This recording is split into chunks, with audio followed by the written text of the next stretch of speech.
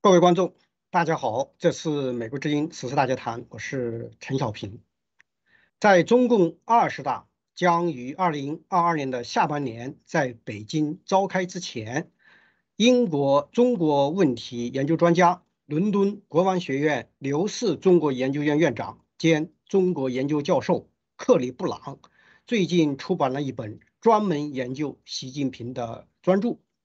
在书中，布朗指出，习近平彻底拒绝西方模式，专注于维护可持续的一党专政。他清除了前任领导人留下的模棱两可，去除了外界关于中共真实运作和意图的所有幻觉。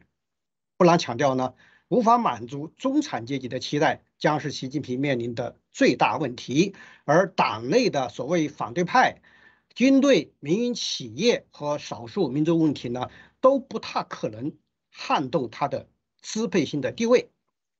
美国之音记者薛小山为此专门采访了布朗教授，请他就习近平目前面临的最大威胁和失败的致命后果是什么，谁又会是习近平的潜在接班人等热点问题发表看法。下面请观众收看访问的内容。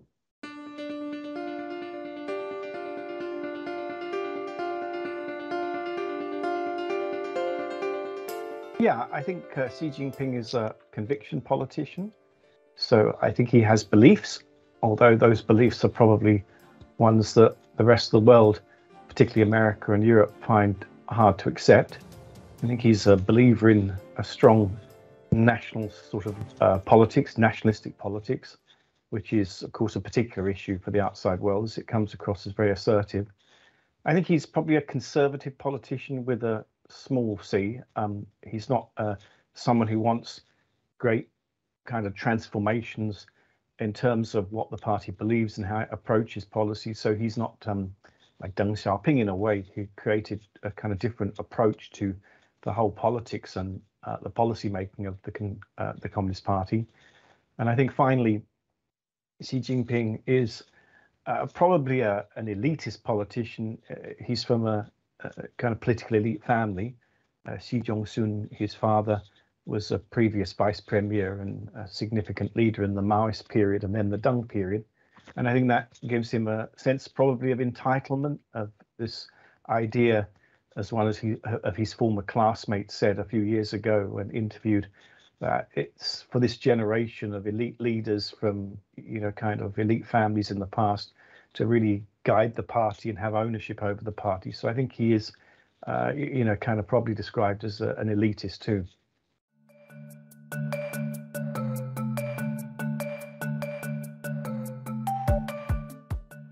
Well, I think he's a leader who is appropriate for a time when China seems to be about to achieve geopolitical status. It might well become the world's biggest economy in terms of its size sometime in the next few years. It's a country that is, for the first time in modern history, really been, kind of sort of central to the whole geopolitical order. And it's a country that has enough influence now to change that order willingly or unwillingly, just because of the size of its economy and its impact. And so I think Xi Jinping's confident, fairly assertive, pretty strong communication leadership style is suitable for that message. So when I say Xi Jinping's not really a dictator in the sense I think people might mean, it's not because he's running his own network just to look after his own interests.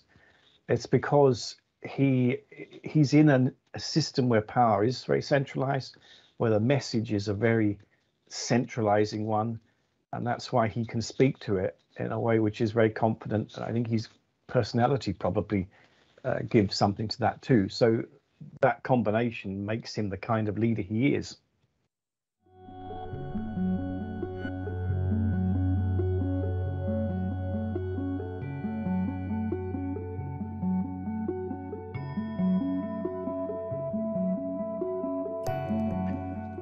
I think the party made a commitment at the beginning of COVID to zero COVID policy. And when it saw the rest of the world, particularly the United States and developed countries in Europe, having high levels of fatality and infection, I think the party saw this as almost a propaganda kind of opportunity that showed that the Chinese system was able to look after people better than Western systems. I think the problem now is it's difficult to reverse out of that. There is a real issue that if China were to relax at the wrong time, there probably would be very high levels of fatality because the Chinese Sinovac vaccine doesn't seem to be as effective against Omicron as other kind of foreign vaccines. And also because of the number of elderly, like in Hong Kong, who haven't been vaccinated, and these are a very vulnerable group. So I think this would not be politically acceptable.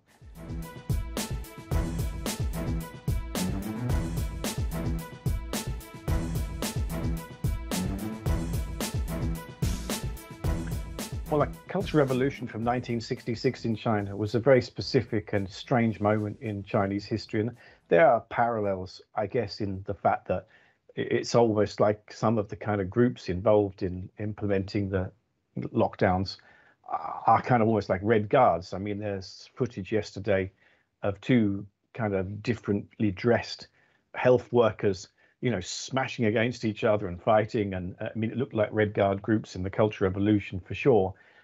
But I mean, I think this is a different China economically.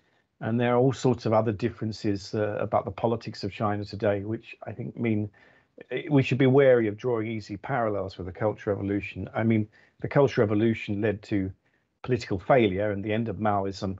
Once Mao died in 1976, I don't think this leadership who remember the Cultural Revolution, I mean, Xi Jinping was about 16 when it started, maybe a bit younger, maybe 13, but had real experience as an adolescent going to Shanxi in the, you know, Yan'an, the kind of revolutionary base.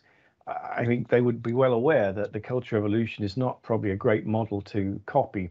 So it looks on the surface like the divisions similar to the Cultural Revolution period. I would be very wary of making this too deep a connection.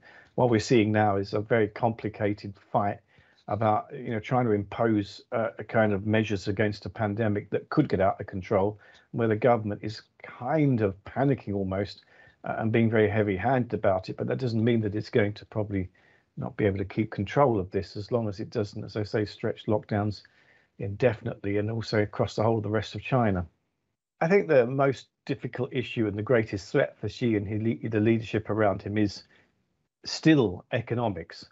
I mean, I think that they have been a leadership that not as obsessed and interested in economics maybe as the previous leaderships, Deng Xiaoping's period, for instance, and Jiang Zemin and Hu Jintao.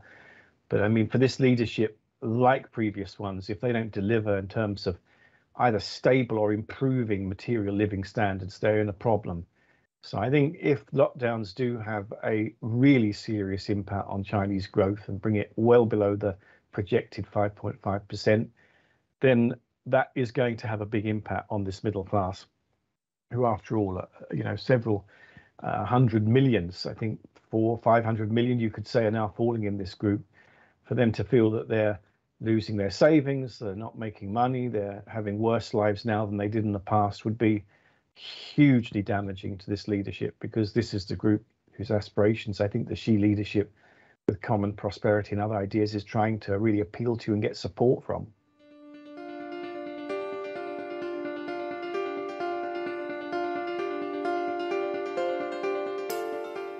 Now, for Xi Jinping, in some ways, the biggest problem for him and his colleagues is people's expectations.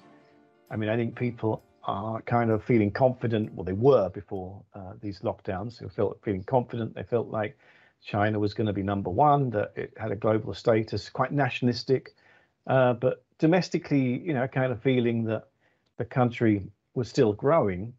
The problem is, of course, that, you know, a middle class don't expect the same things as a rural class. They want good transport, they want clean water, clean air, good places to live, things that are affordable. If this is squeezed, that's when they become discontented. It's not the most desperate that are the problem in history. I think people basically agree that it's the middle who are the problem, because they're the ones that think things could be better. They're not totally, desperate and given up. And this group can get very, very vociferous and angry. And this is the group, I think, his expectations Xi Jinping has spent a lot of time thinking about, and he might not be able to meet those expectations as quickly as people want. That's the biggest problem as he goes into the 20th Party Congress later this year. There are probably people within the party who are uneasy with his style of leadership. There's little evidence of that. I mean, it's not like in the Deng Xiaoping era or the Jiang Zemin era where there were people, for instance, like Qiao Shi, Hu Jintao had to have a premier, Wen Jiabao, who was quite critical at the end of, the sort of time in power. So at the moment, Xi Jinping doesn't seem to have that problem. Although, again, there are rumors that Li Keqiang, his premier, might be more powerful now, and Wang Qishan is out of favor. And, there's always these potential divisions. It doesn't look, though, as though those are threatening because Xi Jinping is so dominant. I mean, there's no one with his networks and stature and, who would play if he were to decide to retire in October or November this year, who would be able to step into his seat? I mean, so much investment has gone into building his personal, his personality and everything and his position that it's hard to think how it could be replaced without a great deal of instability. I think there are always other groups, non-state businesses that might be very angry at the way they've been treated recently. Didi and Alibaba, for instance, have had some rough treatment. Military is unlikely because the military have been dealt with by the anti-corruption purges and made very politically loyal.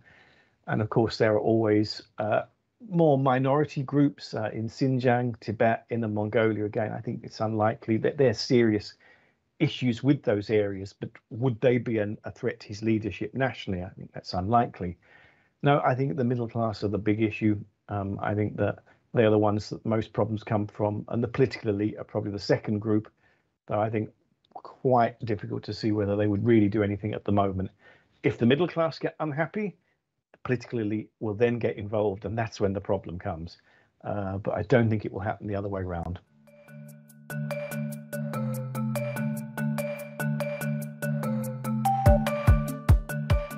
Well, the policy problem is common prosperity, so dealing with inequality, dealing with equity, ensuring a more balanced economic model. So that has all been true before. It just becomes much more important to deliver that, and delivering on some of these promises to implement deeper reforms and to create a more balanced growth model.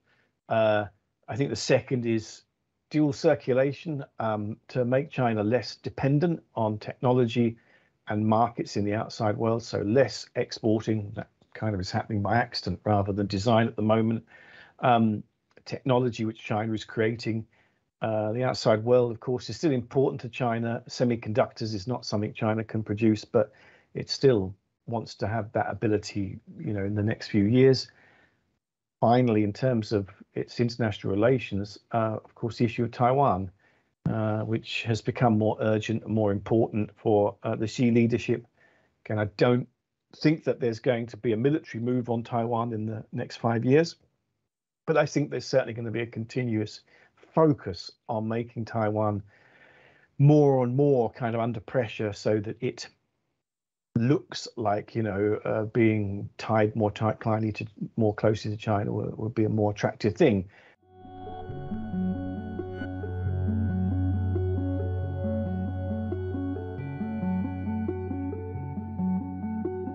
There are 24 members of the Politburo. Some of those will need to retire later this year. Some will continue. So there's probably about half of those that you can say this is a group that's likely to have leadership potential in the future. So it's quite a small group.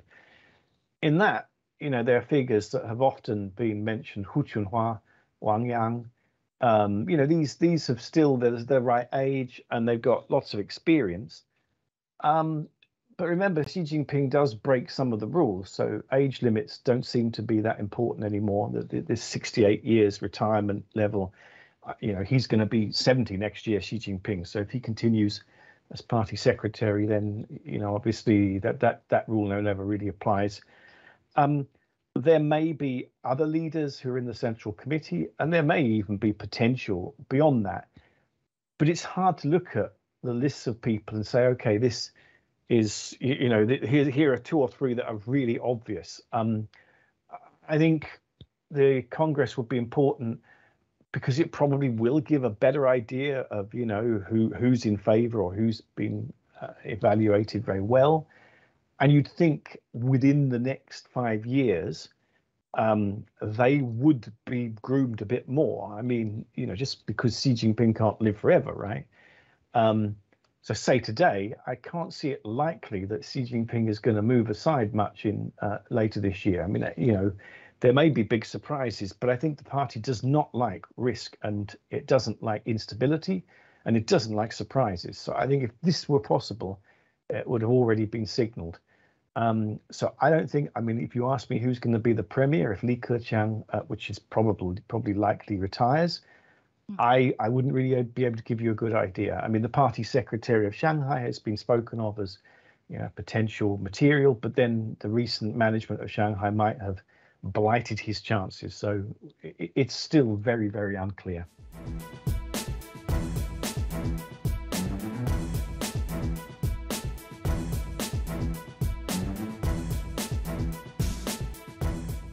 I think Xi Jinping is a politician who has taken a stand. We know what he thinks about the status of his country. We know what he thinks about China's role in the world, because we've got things like the Belt and Road Initiative, which means China wants a bigger role in the world. We know what he thinks about adopting Western ideas into China. He's said no. We know what he believes is the most important domestic priority, and that is to make one-party rule sustainable. So we definitely know a lot about his standpoints. It's no, kind of lack of clarity. And I think in the past, there was probably quite a lot of lack of clarity. I mean, Hu Jintao never really spoke much about China's vision of itself in the world. And Xi Jinping certainly has. And I think this is inevitable because China's such a huge country now that people need to know where it stands. But it's also risky because, of course, people then can criticize China where it stands. And I think Xi Jinping, therefore, has been a divisive figure because many think, OK, China needs a strong leader because it's a strong country now. And others think that he's a dictator who's, basically just crushing everyone else. I don't think those extremes capture what he is. I think it's something more complicated in the middle. So that's why I say that there is one ambiguity, which is, what is the party and what is Xi? I mean, has he completely annexed the party, or is the party still, kind of the key thing? I think the party is still the key thing. Xi Jinping is just a, appropriate leader for it. But on everything else, I think you can definitely say Xi Jinping's position is not unclear.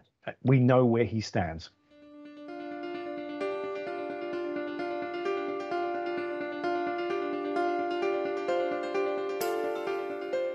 I think the problem will be if his style of rule is damaging to the party's ability to continue and to have a monopoly on power.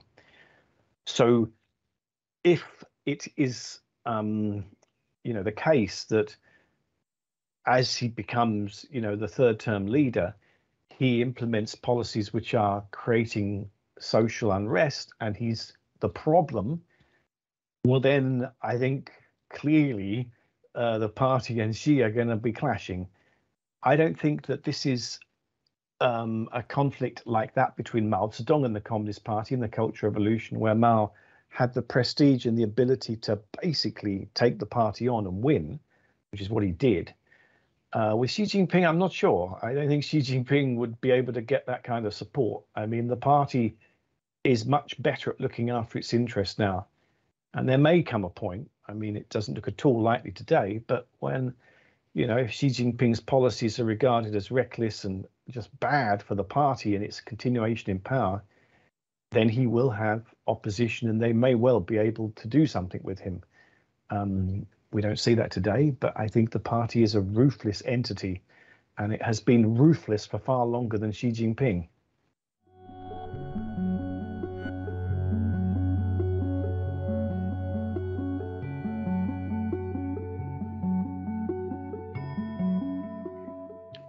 Well, look, what they want is what they've said they want for a long time, which is for China to be a great, rich, powerful country.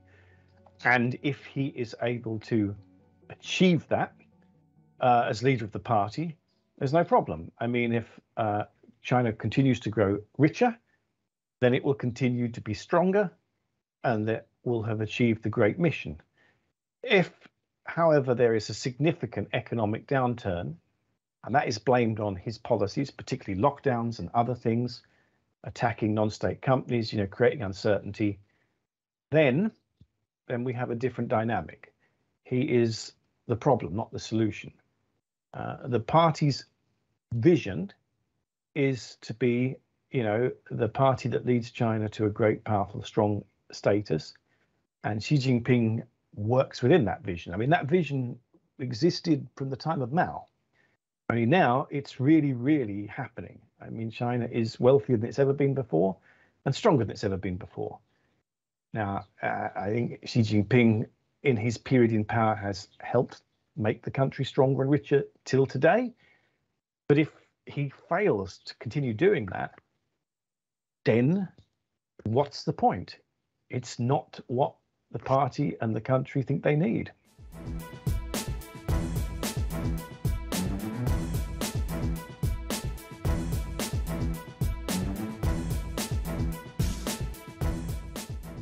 Yeah, I mean, it can go from there being a replacement of him as leader by someone else, that's the softer option, although it would be disruptive, to civil war, that's possible. I mean, though that, again, is, I think, not likely, but again, it's possible, to the collapse of the CCP's power and China, having a different governance system.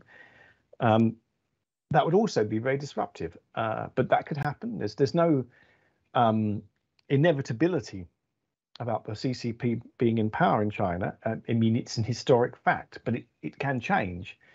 I mean, the problem with all of those outcomes is the most predictable is what we have now, where, Xi Jinping manages to kind of have a leadership that manages all these issues and we, get some kind of transition into the future. The least predictable, of course, is complete collapse of regime and whatever lies after that. And that, of course, is not just a problem for China, but a problem for the world, because that unpredictability would be colossal. The world's potentially biggest economy falling apart as a country is no joke. So we have to remember that's a possible alternative to this dictatorial style leadership we get at the moment. It's perfectly possible. 谢谢克里布朗教授接受美国之音专访。